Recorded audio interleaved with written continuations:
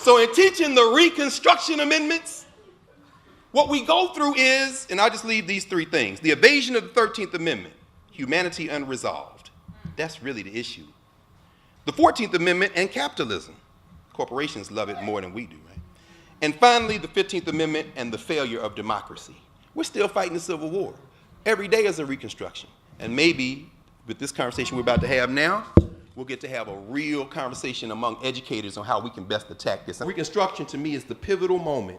I won't say to me, I shouldn't say that, because it isn't just me.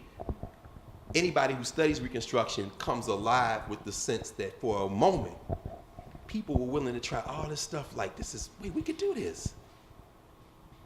And then, as Du Bois said, the Negro came out of the shadows, stood in the sun for a brief moment, turned, forced back into that shadow again. That's a hell of a metaphor. What did the sun feel like, and why can't everybody stand in the sun? The sun shine on everybody, not you.